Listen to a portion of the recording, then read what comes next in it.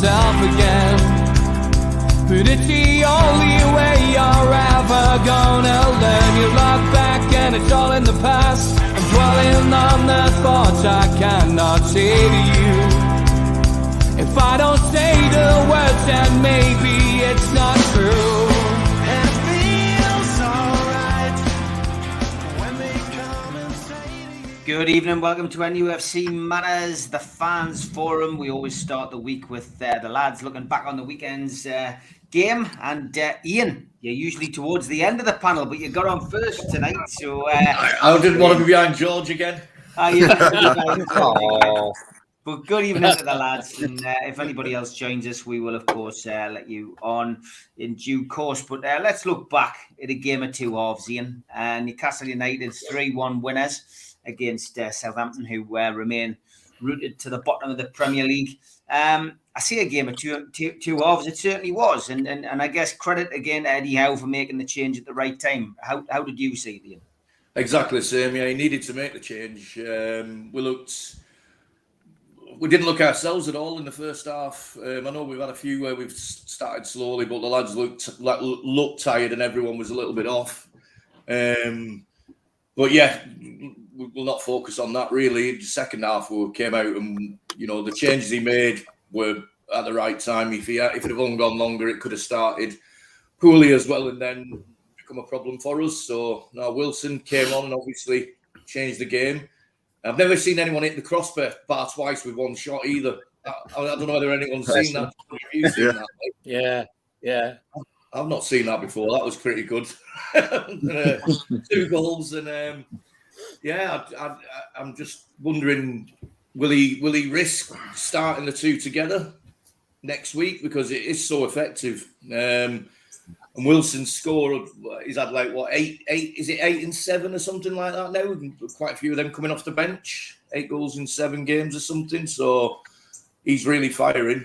I thought second half were absolutely awesome. Downside, I suppose, the negatives apart from the whole team performance in the first half. I thought Murphy looked tired, but he never got the ball hardly at all. Very, very. Didn't really get used that much. So just brilliant. Another great second half performance and a great win. We're in the pole position now, aren't we, really? Certainly are. Kevin, what was your take on the game, mate?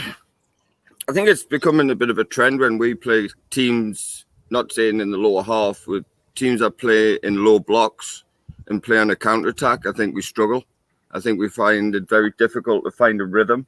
And that's what it was in the first half. And it was just very sloppy. Like I'm talking a 10-yard pass was just off or overhit, or the entry ball from a centre-back into the forward. And no disrespect, he's a fabulous footballer, but we needed somebody in there like Callum Wilson, which he did change the game to where just to hold it up, to bring players in. And that's what ultimately changed the game. I just thought it was a very frustrating one. I thought, fair play to Southampton, they come with a game plan, they executed the game plan, but at the same time, I think Mitch even said it on the professional, or Stu, who it was, that they're going to run out of energy at the end of the day. We're one of the fittest teams in the Premier League, and we'll just out fitness them, if that makes sense. And we'll get. I was watching it here on the telly, just saying, we need half time. They need a good old rocket up the backside just to get back into how we want to play. And I know we've got the hill and all the rest of it, but at the same time it plays a big part in the game, because I played on that pitch. It's not very fun running up that hill after 80 odd minutes, and it's difficult.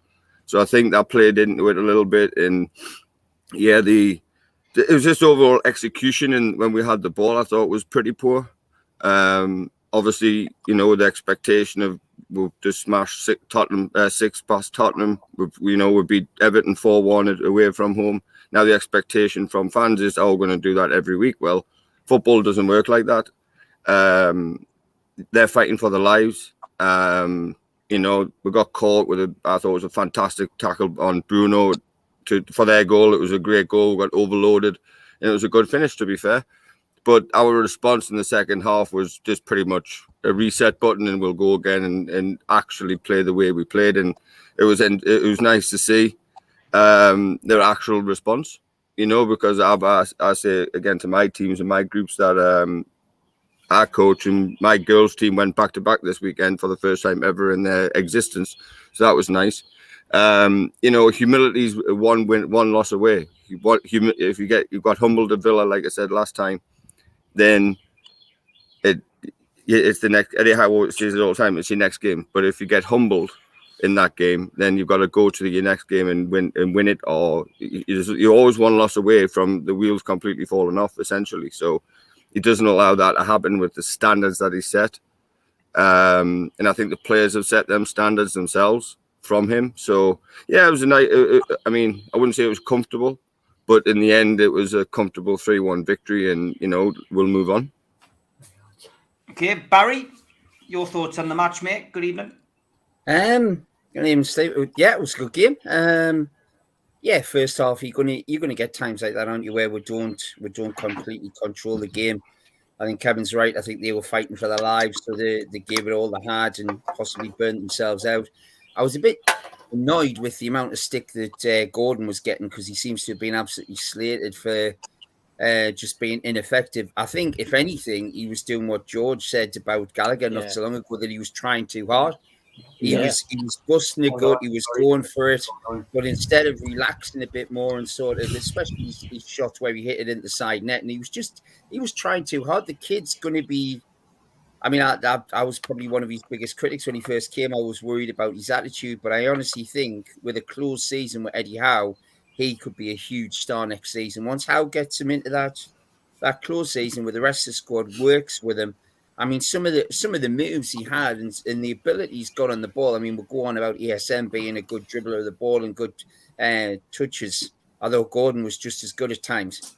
Yes, his finishing product might not have been there, but the kid looks as though he's coming there. I think there was a lot of unfair stick. I'm not saying from our fans, but from a lot of the so-called journalists seem to be kicking off, saying what a waste of money and this, that, and the other. And I thought there's no need for it. Second half, we were superb. I don't think Howe will play Wilson and Isaac up front, because I think they're too effective interchanging and coming on and off. I think each time now it's given us a second option. We're getting that second choice that we haven't had for a long time, where we can change it. We can change the style. I think Arsenal will be a huge test for us to see how far we've actually come. And I think go for it, lads. You know what I mean? They're playing for each other. I've just been reading the comments there from Bruno saying he didn't think he had a particularly good game. Yeah, The other people around him picked it up for him.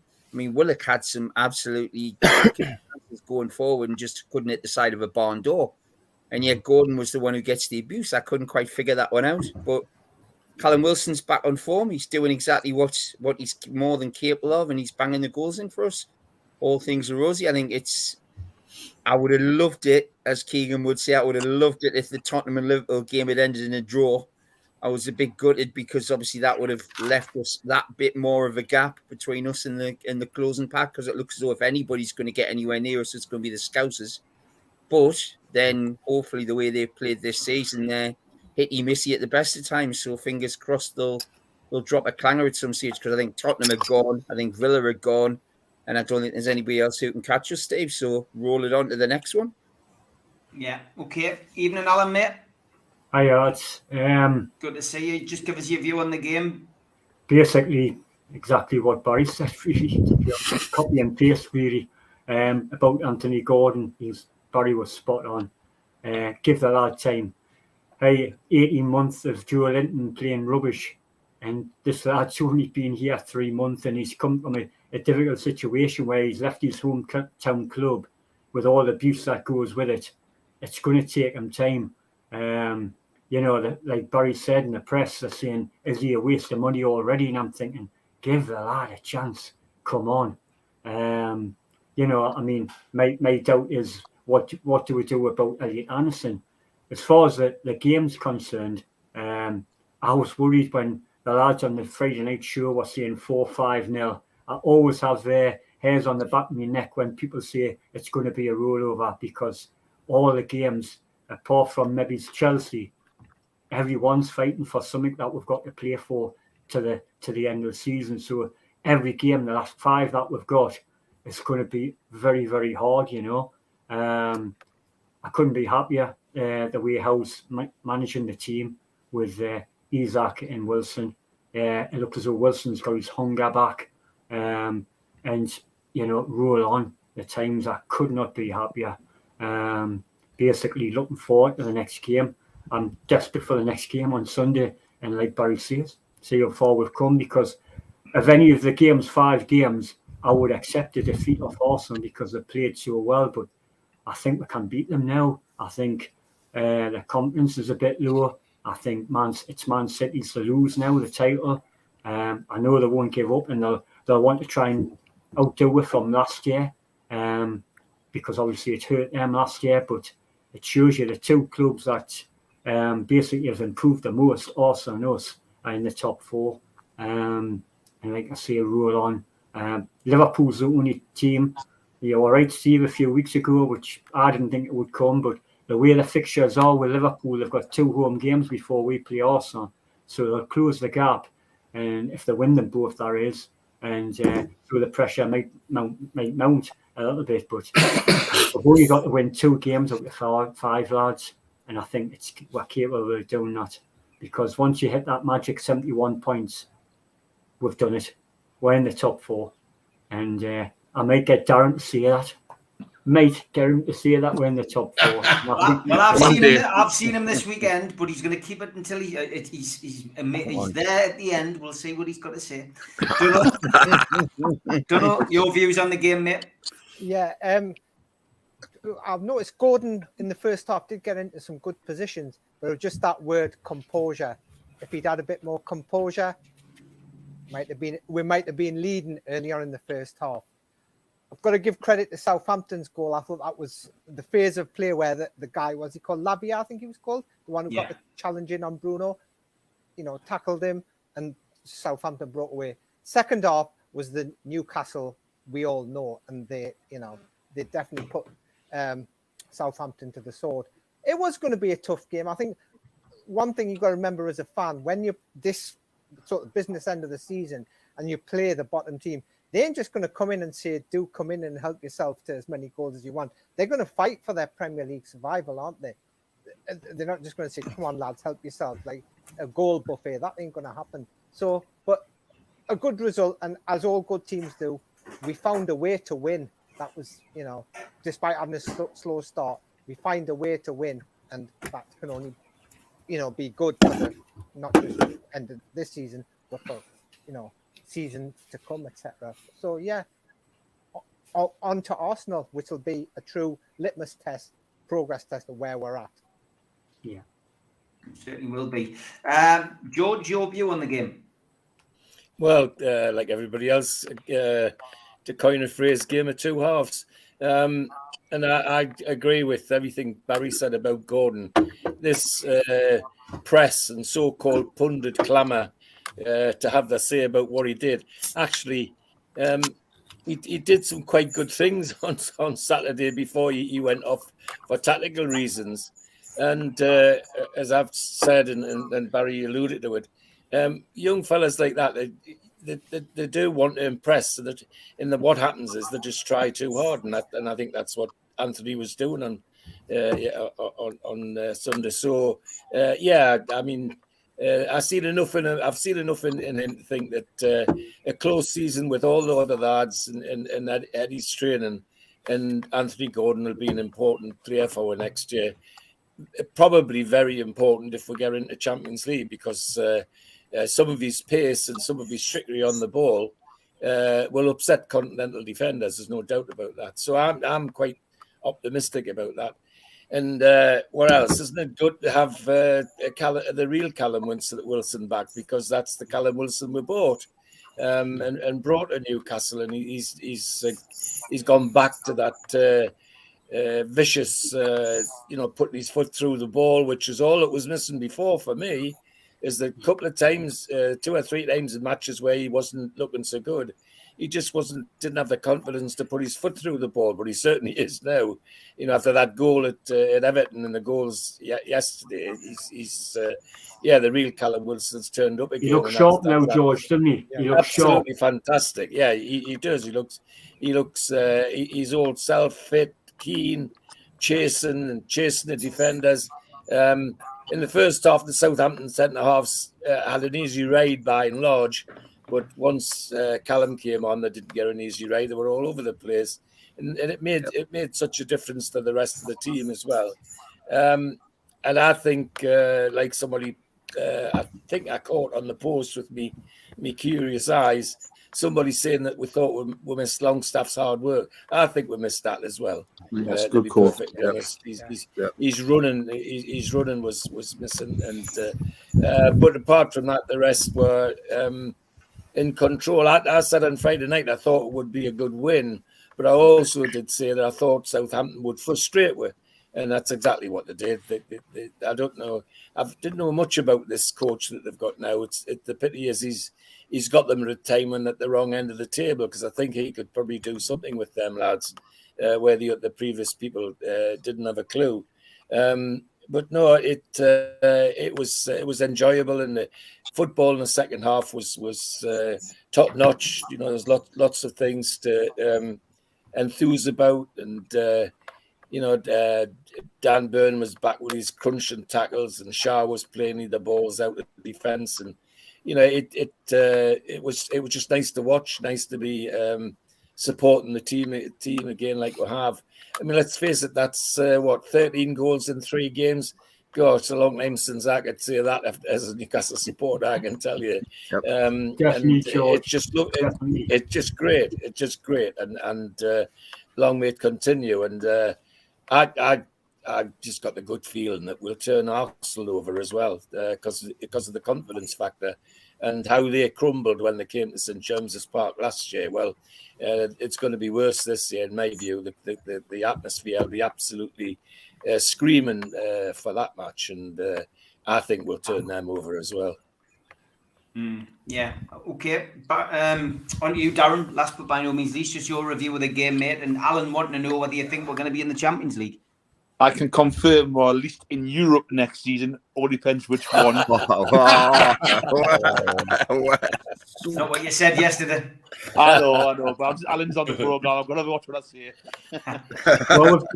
well, Darren, we've done what we thought we would do at the start. I know, but I just... 11th. That's the lowest we can come, in 7th now. So anything's a bonus now. I know, because you got Villa's played 34. They've got to win every game to overtake us. That's ain't gonna happen. But we've got next Sunday's another FA Cup final for me, because if we can beat them, I will be saying that magic word, Alan.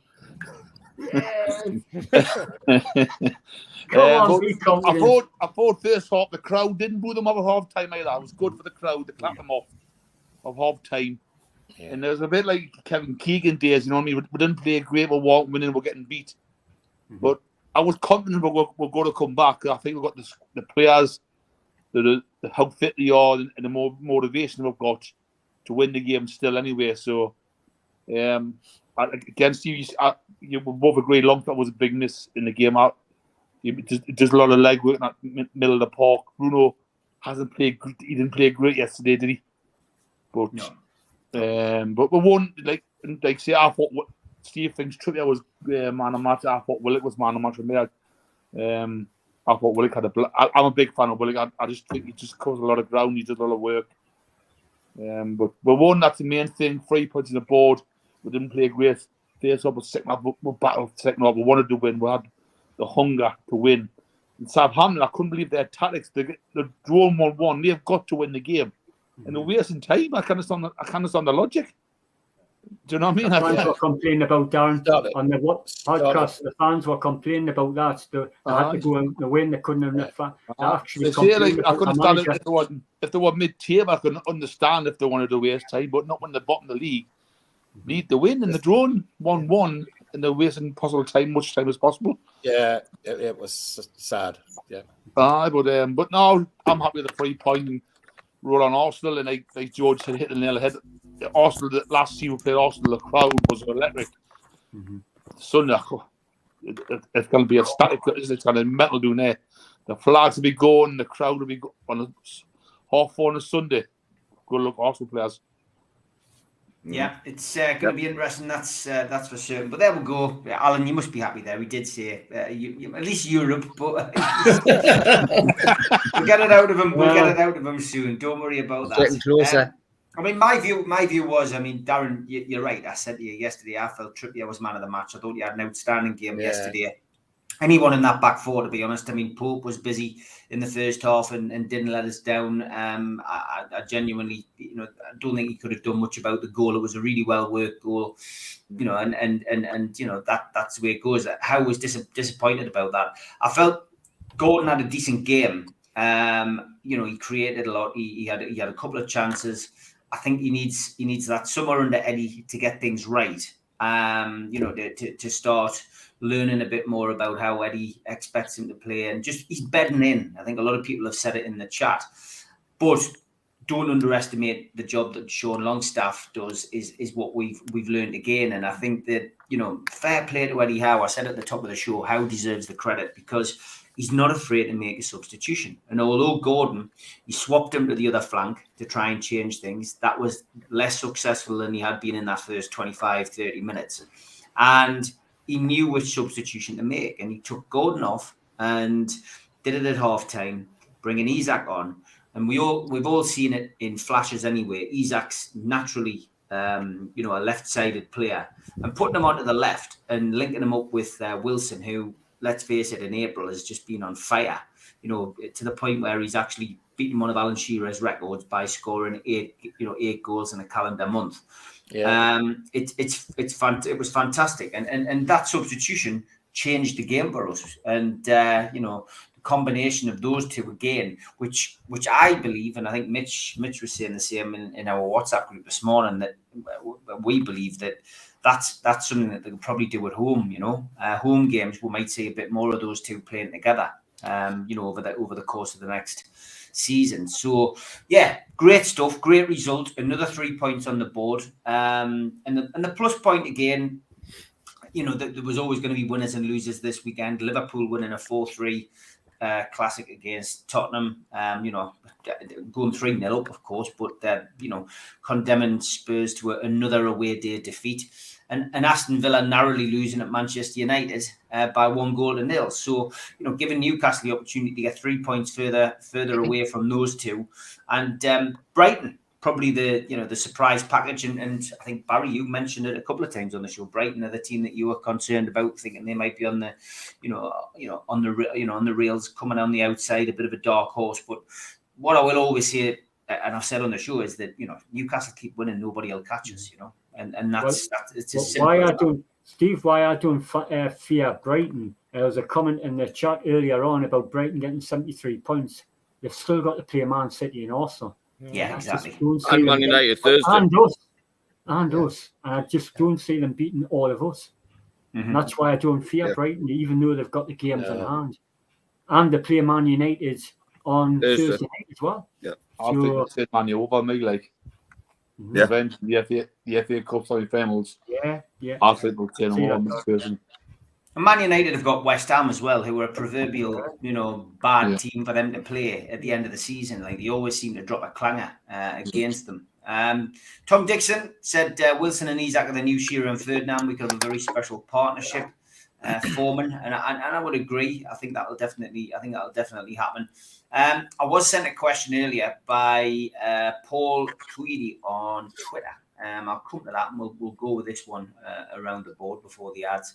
And it was basically, do you think Eddie Howe will stick with Gordon, or do you think he would bring back a fully fit ASM against Arsenal? Now, I told him I just don't think ASM will play again. A lot of rumours flying around that ASM had fallen out with the manager again, and whenever he puts something out, it seems to be a complete contrast to what Eddie Howe says in his press conferences. Luke Edwards is now reporting that ASM and Sean Longstaff will be back in the squad at the weekend and available for selection. Sounds like it's good news on the scan front for Longstaff. Fears of a broken foot seem to have been allayed, and Longstaff should be available, which is great news. But with ASM, yeah, I mean, again, it splits the fans. Ian, lots of people in the chat will say that they wouldn't be bothered if ASM moves on. We have a few staunch ASM fans. What I think he was playing well. before the latest injury. I genuinely think he was playing well, and I'd like to see him come back in for these final 5 games because he's a part of the squad.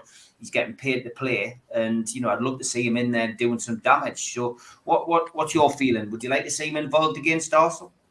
I'd like to see him on the bench if he's fit, if he's fully fit. But there's no way that Eddie will put him on the bench unless he is up to coming on the pitch. He won't just mess around with him. I couldn't see Gordon or ASM, even if they were both fully fit coming in. I think even if we've got a 90% Sean, he'll play in the middle. Big Joe will be out on the left again, and I would imagine he would go with Isak up top, even though obviously we've got Callum's playing so well. I just think Isak is, for me, looks fitter to last the full 90 minutes, and Wilson obviously, as he's proven, coming on. And if we need him to, or when we need him to, has got that partnership like the lads were saying before. It's a really good tool to have. There's no other option up front.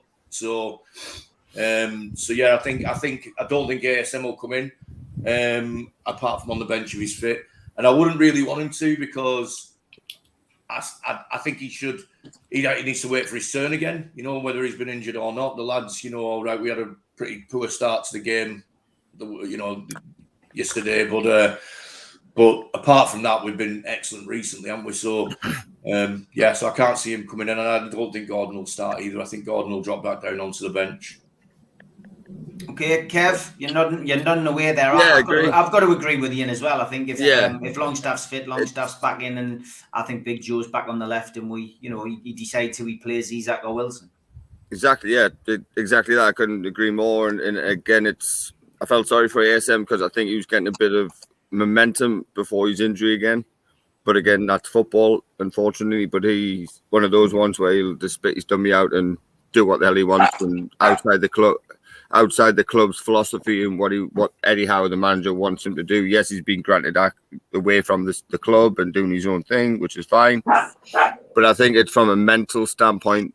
From ASM, it's like if I'm fit, I'm starting, I'm playing, and it doesn't work like that. Unfortunately, I felt sorry for going into Anthony Gordon a little bit. I felt sorry for him a little bit because, again, not that he's trying too hard, but there's a very mirror image of Miggy when he first arrived. The one against Huddersfield when he chipped it over the keeper, he hit the post, and he didn't score for about, it felt like years, So just things like that. But again, you could play Gordon. It depends. Again, all depends on the injury situation. From my point of view, it'd be like horses for courses. If Longstaff's fit, I would play him because I think Arsenal have got a very good midfield. If you get around Thomas Partey, who doesn't like a bit of pressure, he likes time on the ball to play. If you get around him, leave Bruno free, then we can probably pick them apart a little bit. But we'll just see what happens. Injuries are injuries. I think Eddie Howe's very smart enough and more intelligent enough to pick a side to beat Arsenal, and we just I trust him with any decision that he makes, even if it's it might be a little bit like what are you thinking there, but then you actually understand why when the game plays out. So whoever he picks is fine. I think we'll beat Arsenal. I think we'll cement our third place position. After Brighton beat Man United Thursday and we go beat Arsenal, and I think that'll be us, and we'll be I'll have to renew my passport so I can get over there. Look, it is what it is in terms of Gordon, and again, he's just got to get integrated within the squad a little bit more. I think he's a fabulous talent, but we'll just have to see through the summer where he goes and what happens, and see if he really wants it again. Like Alan Saint-Maximin, does he want to be here? Not that he doesn't want to be here, but at the same time, what's his character like? I think it's a test of character right now. What Eddie Howe's poking buttons and pushing buttons on him to see, are you really wanting to be at this club and wanting to push forward and take us on to the next level? So yeah, we'll see what happens. Okay, Barry. ASM, if he's fit at the weekend, would you put him in, or do you think, are you going with what the other lads have said and Sean Longstaff's fit, bring him back in, put Big Joe back on the left? I'm pretty much the same as Ian and Kev. I think Longstaff will walk back into the team simply because of his effort and his work rate. is way above anybody else, and we look a much better team when he's playing. I think ASM, pretty much like Gordon and a bit like Murphy, have become impact players. Whether that's to start from the beginning or get taken off or replaced by somebody else. As you guys have mentioned a few times, Steve, we've got so many options on either wing now. I think that's one of Howe's biggest pluses, that he can intermix it and change it. I think that's why you won't play Wilson and Isaac as well that much, because it gives them the option to bring the other guy on if we're struggling, or even use Isaac as a left-sided midfield player, which is, to be honest, some of Isaac's best games have come on that side. No, I think ESM's. I mean, I agree with you, Steve. I'll be over the moon if he's fit. He's a huge asset to have coming off the bench, so great for him. But I don't think he's an automatic start. I think Big Joe, like you say, Longstaff will go in the middle again, and Big Joe will go on the left-hand side, and he's there as an asset if we are struggling against Arsenal. May well need to be brought on to do some ESM magic. On.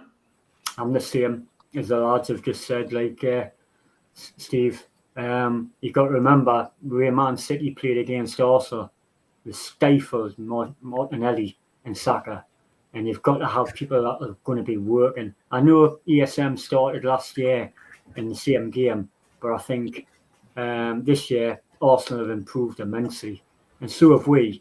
And I think ESM on the bench, definitely, because of the lads who have been performing so much. Longstaff walks in, like Barry said, and Kevin and Ian.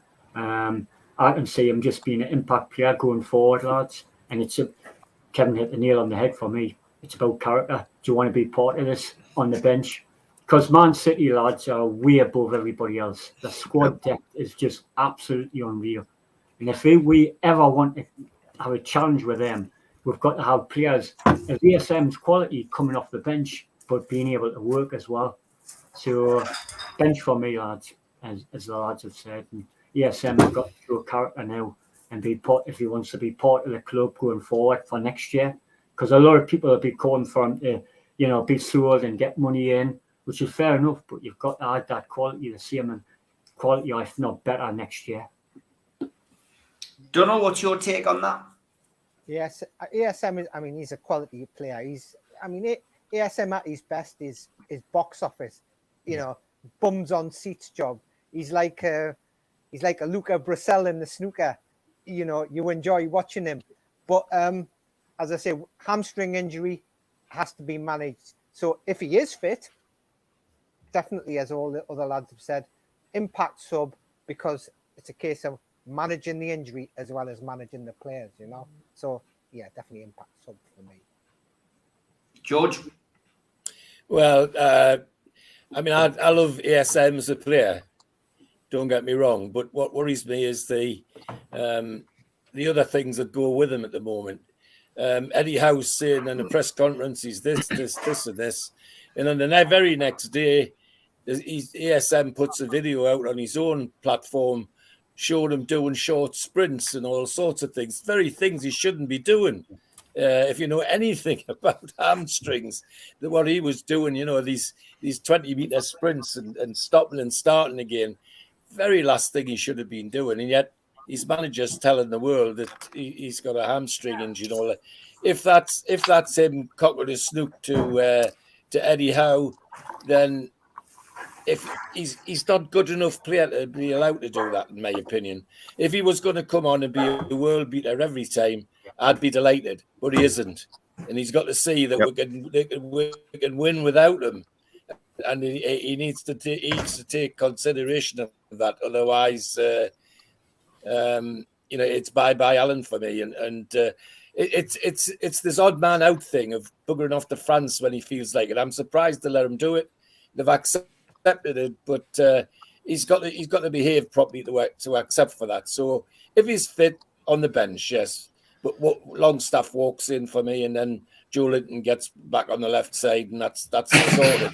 And ASM on the bench, and Anthony Gordon alongside him as well on the bench to give other options. But there's a bit of it signaling, standing off and himself. If he was doing it properly and it was working out, I'd be quite happy for him. But from what he does on his own media platforms, it's disrespect for me, and I don't like that at all. Especially when the manager's trying to breed a culture of togetherness and all the rest of it with the rest of the squad. We've got lads out there who suffered. The Tottenham match, in that squad, there were 9 people who had nearly 2 years of Steve Bruce. Can you imagine what they're feeling now? Now, all ASM had from Steve Bruce was a pat on the back every time. Get out there. Yeah, and that was it. You know, it's worrying. But if he's fit, he should be at least on the bench. Hey, Darren. Bench, yes. I'm not. I'm not a fan of him, Steve. I think to wrap it off, I think something like George hit the nail on the head. If he's doing some of his own social videos, doing sprint test, I think Eddie Howe's just saying the right things for the press, just to say that he's spot on, Darren. Away of match fit. But I think Eddie Howe doesn't like him. I think he'll be away in the summer, and I'm not, because Eddie Howe wants players. He wants a squad of players who want to play for the shift. Yeah. I wouldn't be surprised if he was away. If you're right, Darren, if you're right as well on that, if Eddie doesn't fancy him or doesn't want him in, there's a disruptive thing. The last thing he wants to do is start slagging him off, innit? Yeah, telling people how much of a pain in the arse he's being. So he's got 3-4 weeks left, and then at the end of the football season, and then the transfer window, people will be moving on and people will be signing people. So I think Eddie's playing quite cute. I think he's just saying, well, the right things for the press. But I think to wrap it off, Steve, you said yes, yeah. I think to wrap it off. Bench, yes, even like if it impacts sub, I think he's behind Anthony Gordon as well. You know what I mean? He can come on the pitch. Mm. Yeah. Look, Trulls, I know you're a big defender of ASM, and what will be. We'll find out over the course of the next couple of months, whether he's an Eddie Howe type of player and whether he's going to be at Newcastle United much longer. There seems to be too much smoke without fire, though, for my liking, but we will wait and see. Okay, slightly later than normal, but we'll have the ads. A big thanks to all our sponsors: Skips and Bins, telephone 0800 25 45 25 3, email inquiries at skipsandbins.com, website skipsandbins.com, easy contract free and pay as you go waste collection.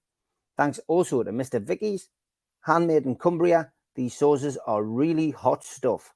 You can order them by emailing info@mrvickys.co.uk or by telephoning 01768 210 102. Thanks to Neil and the guys at Media Arts for all the help with the video side of things. And thanks to qtechshop.co.uk, the makers of pool tables and snooker tables in Wallsend, Newcastle, and the guys who run our website, nufcmatters.com. If you want to subscribe to the show, hit the subscribe button tonight. It is free. Hit the thumb up under the video to like the video and click share to share to your other social media. If you want to join the channel, hit join. There's 3 different tiers. Pick the one that suits you and help support the channel financially. If you want to pay a one-off membership fee of £25 and get these goodies, a scarf, a pen, a cup, and entry into the monthly draw, then go to NUFC Matters and look for membership pack. Failing that, get your smartphone and put it over the QR code and it will take you straight there. We're also a podcast and you can find us on iTunes, Spotify, Podbean and other podcast providers. Usually goes up 24 hours after the show has finished. We also support the food bank on this channel. If you want to make a virtual donation today at the Matchday Bucket, go to nufcfansfoodbank.co.uk and you can make a deposit today. Don't forget to enter the Shearer raffle. There's 150 tickets, £1 per ticket, and you can win a limited edition signed Alan Shearer ball. Enter now at nufcmatters.com. If you have a look on our website, we've also got a vast range of mugs, t-shirts, cups, and whatever else takes your fancy. The Isaac t-shirt is proven popular this month, $16.99 plus delivery from nufcmatters.com. Don't forget as well, we do a range of events over the course of the year. We have Peter Beardsley, an up-close and personal evening at the Tynemouth Surf Cafe. Limited tickets remain. 25th of April. Get them now from Surf Cafe, tynemouth.co.uk or from ticketweb.uk. There's also an evening with Peter Beardsley on May the 19th at the Tyneside Irish Centre, and you can get tickets from newcastlelegends.com, and tickets are £50. Don't forget, our end of season do takes place 27th of May, 7 o'clock at the Tyneside Irish Centre. Tickets for that one are a tenner. NUFCmatters.com is where you can get your tickets for that. In June, Thursday the 1st of June to be precise, Rob Lee will be at Louis Liquor Store in the Big Market in Newcastle, and tickets for that are available direct from the venue. And an evening with Rob Lee, Lee Clark and John Beresford takes place the next evening on Friday the 2nd of June at the Grand Hotel in Gosforth. This is a charity event and tables are of £10, £700, and you can book them by contacting Natalie at heelandtour.org.uk or visiting their website. In July, Gavin Peacock is in Newcastle on July the 10th at the Tyneside Irish Centre. Tickets for that are available from nufcmatters.com. And he also takes an evening with at the Surf Cafe in Tynemouth on the 11th of July. So get your tickets direct from the venue for that one as well. And if you're a boxing fan, the Night of Champions, Ricky Hatton, Frank Bruno, Nigel Benn and Joe Calzaghe takes place at the Fed, and that will be taking place on the 16th of June. More dates to be added. Tickets from all those events, www.goldstarpromotions.co.uk. ASM always causes plenty of debate in the chat. Doug Hall says if we play, ASM's injuries are too frequent to keep going to France. It's just not working. ASM back to France in the summer. This is Derek Sharp. Trull says we've got to sell a lot more players before we sell ASM. And it's just it's one of those debates which will just run and run and run. We'll never ever no one will ever be right, no one will ever be wrong. We've just all got different things. I always laugh at some of the names people come up with. Big shout out to Alan Barnes in the chat. I don't think it's the real Alan Barnes somehow. Thanks for taking the time to make the profile and come on. No, okay, it's a big game at the weekend, Ian. Arsenal, huge game, and I think it was Darren mentioned that the atmosphere was slightly subdued yesterday, and I expected that. I've got to be honest, because you're playing the bottom of the table, you've just whopped Spurs. You're in the driving seat for Europe. It's difficult to get yourself up for a game like that, but I believe that the girls and boys and men and women at War Flags will have a lot up their sleeve for this coming weekend. 4:30 kick-off. It's an extra couple of hours in the bar for people. And it's going to be like a cauldron next week, isn't it? A big game, Just want to know what you're expecting and how you see that one going. Massive game. But one of the best atmospheres I can remember going to was last season, end of season against Arsenal. Was an amazing atmosphere. For where I was. Jumping on yesterday, the atmosphere, it was muted in the first half. People were trying to get it going, but it was quite hard to get going because obviously what we discussed earlier. Arsenal will be a different kettle of fish completely. Looking at Arsenal and what they've done recently, I think they had three draws in a row against, I can't remember who it was now, Southampton or somebody, and West Ham, and then they lost, didn't they, 4-1 or something to City, which I would expect probably anyway, to be honest. And then they've got Chelsea tomorrow as well, so Chelsea aren't exactly firing, but you could see that being a draw. So I think they'll come Chelsea in tomorrow, I wouldn't be surprised, so I could see them coming in obviously low on confidence and us high on confidence at home. Crowd, everybody will be going mental from the start. I'm in the Gallagher for this one as well, so I'm buzzing right in the corner. So I just think it'll be amazing, and I'm looking forward to seeing what War Flags do. What's your prediction, Ian? I'm going to go 3-1 again. I'm fairly confident. I think first half will be tight. If we get the first goal, I think we'll get 3-1. But I might be being a bit overconfident. I've just got a good feeling about it. So 3-1 I'm going for. All right, okay. What about you, Kev? It's a huge game, this, and we did beat them in the corresponding fixture last year. Again, huge game. And we've done well in these big games at home. Chelsea at home, Manchester United at home. Even go back to the start of the season in Manchester City. The 3-3. Yeah, exactly. But I watched the Arsenal Man City game, and it was just Man City dominance of how they played. And if we play how we play right from minute one, Arsenal didn't have a chance at the atmosphere inside the Etihad was pretty special, to be fair, considering we had people in it.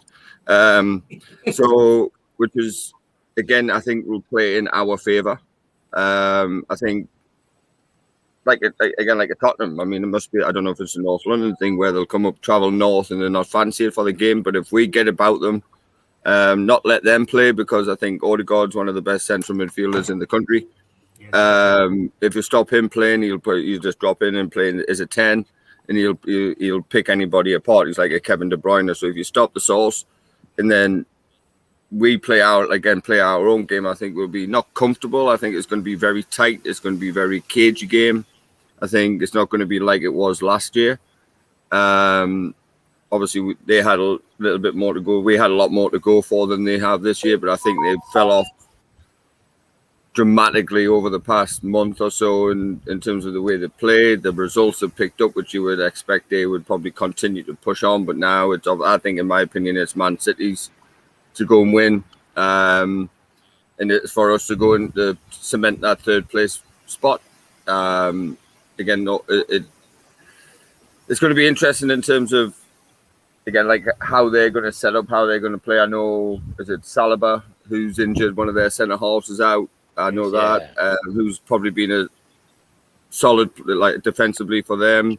I don't fancy Ben White as a right back, so if we get pressure onto him, I think he might crumble, like he did last year. But again, I think it's going to be pretty closer than people think. I think we might sneak a 1-0 or like with 2-1 or something like that, because I think they're a quality side, obviously.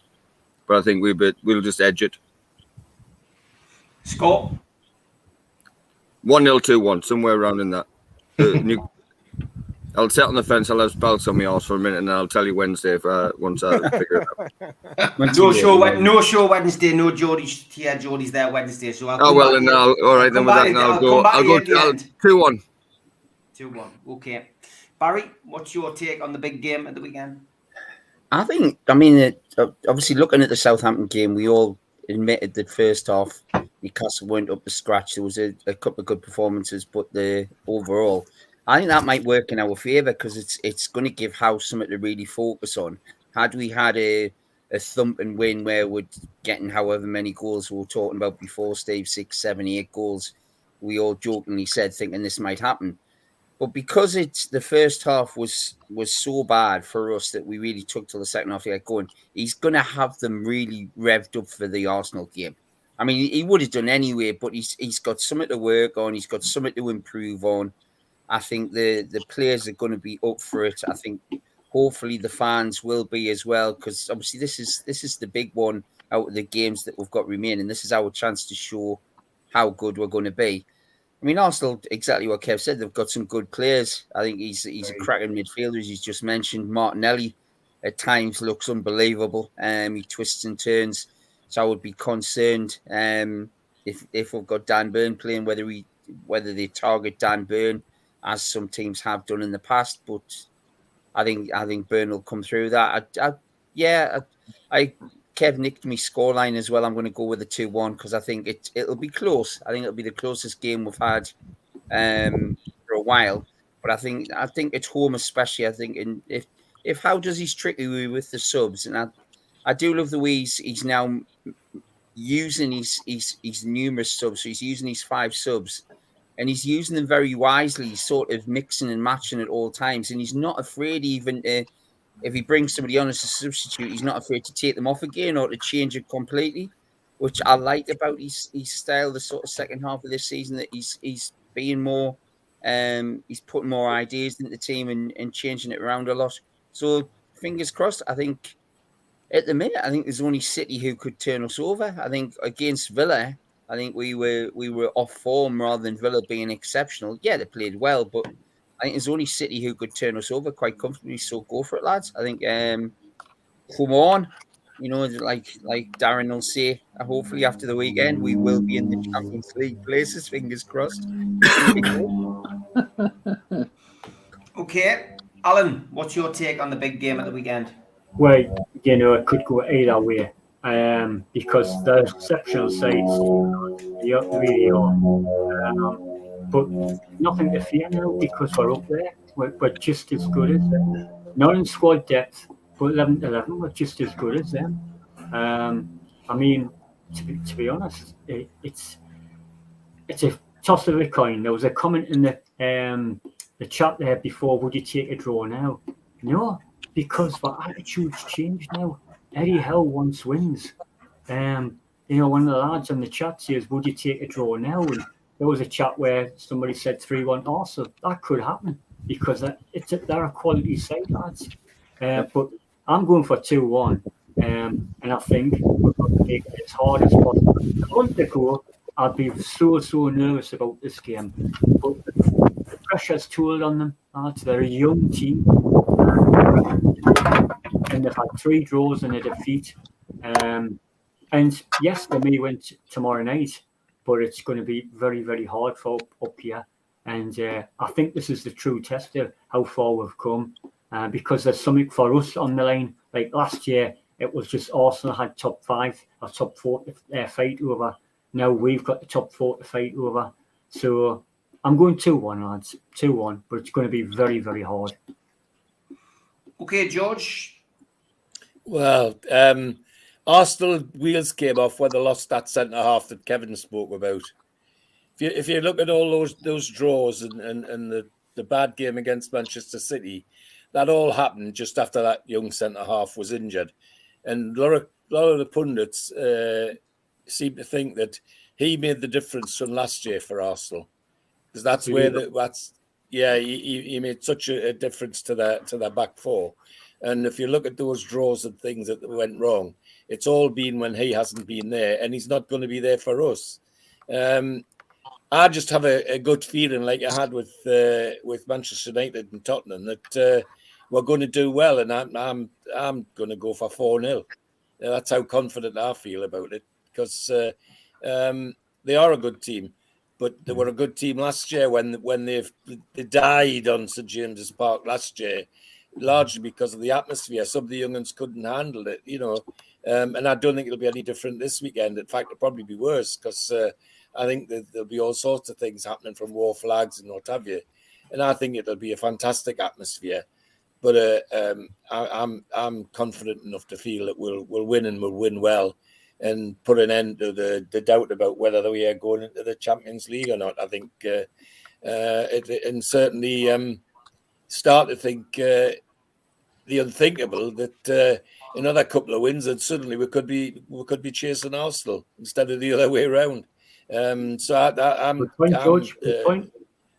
I've really feel that got that thing in the pit of my stomach that says good game, good win, and I'm sure that's what's going to happen. Okay, Donald. Arsenal, I think, are psychologically damaged because of where they were at. A bit like something that happened to us 11 years ago, 95-6. Yeah. And similar sort of thing have happened. You know, if you draw parallels, City's experience has got them. You know, they've clawed away, chased at Arsenal, and City are there due to their experience. Come Sunday, we have to start quick. We have to come out the blocks quick and not let their midfield settle on the ball. Snap away, not snap away that way, but really, close them down. Don't let Odegaard settle on the ball, and play our game. It will be hard because we are against a good side. We can't underestimate the opposition. But I think it will be tight. We're going to nick it 2-1. I think we'll nick it 2-1, and